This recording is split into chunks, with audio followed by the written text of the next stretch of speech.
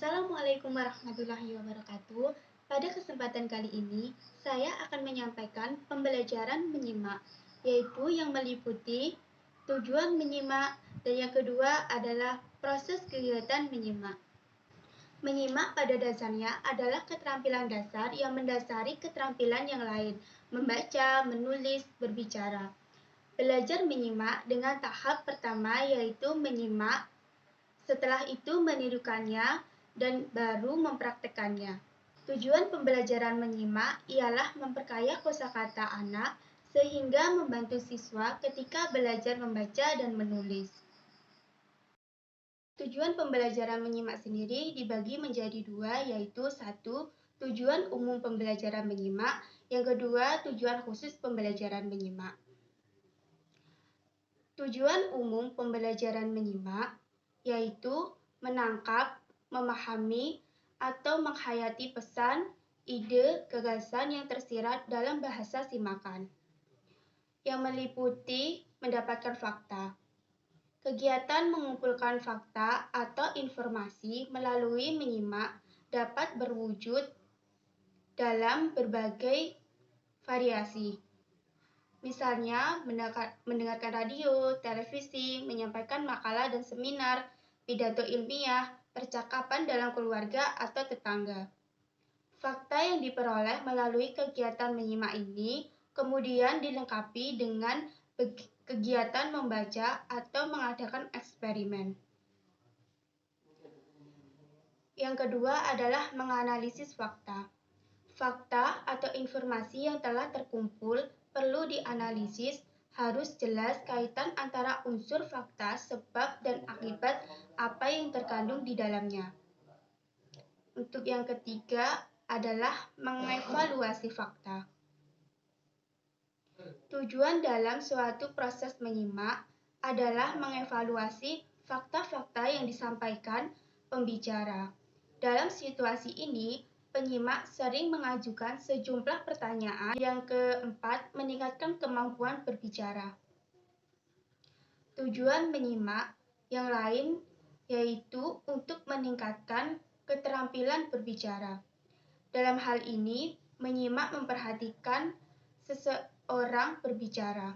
Di samping tujuan umum, terdapat pula berbagai tujuan khusus yang menyebabkan adanya aneka ragam menyimak. Yang pertama adalah menyimak ekstensif. Menyimak ekstensif, extensive listening, adalah sejenis kegiatan menyimak mengenai hal-hal yang lebih umum dan lebih bebas. Terhadap suatu ujaran, tidak perlu di bawah bimbingan langsung dari seorang guru. Menurut Tarigan 1987.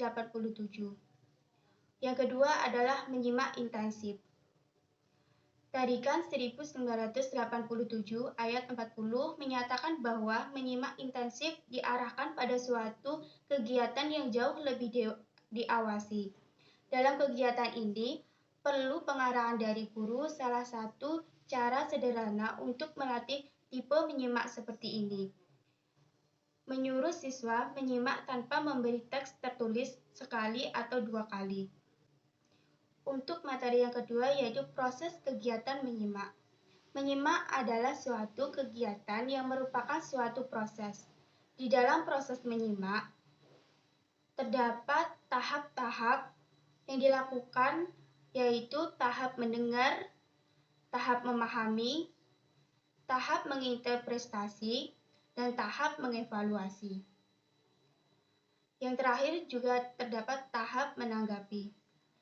Tahap mendengar, dalam tahap ini kita baru mendengar segala sesuatu yang dikemukakan oleh pembicara dalam ujaran atau pembicaraannya.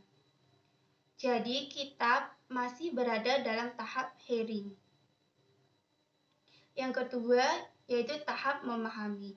Setelah kita mendengar, maka ada keinginan bagi kita untuk mengerti atau memahami dengan baik isi pembicaraan yang disampaikan oleh pembicara. Kemudian disampaikan kita dalam tahap understanding.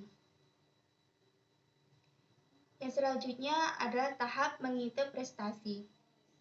Penyimak yang baik, cermat dan teliti belum puas jika hanya mendengar isi ujaran sang pembicara. Dia ingin menafsirkan atau menginterpretasikan isi butir-butir yang terdapat dan tersirat dalam ujaran dengan demikian. Sang penyimak telah tiba pada tahap interpreting. Tahap mengevaluasi. Setelah memahami serta dapat menafsir atau menginterpretasikan isi pembicaraan, penyimak mulailah menilai atau mengevaluasi pendapat serta gagasan pembicara mengenai keunggulan dan kelemahan, kebaikan dan kekurangan pembicara. Dengan demikian, sudah sampai pada tahap evaluating. Yang terakhir adalah tahap menanggapi. Tahap ini merupakan tahap terakhir dalam kegiatan menyimak. Penyimak menyebut, mencamkan, dan menyerap serta menerima gagasan atau ide yang dikemukakan pembicara. Lalu, penyimak pun sampailah pada tahap menanggapi, atau biasanya disebut dengan responding,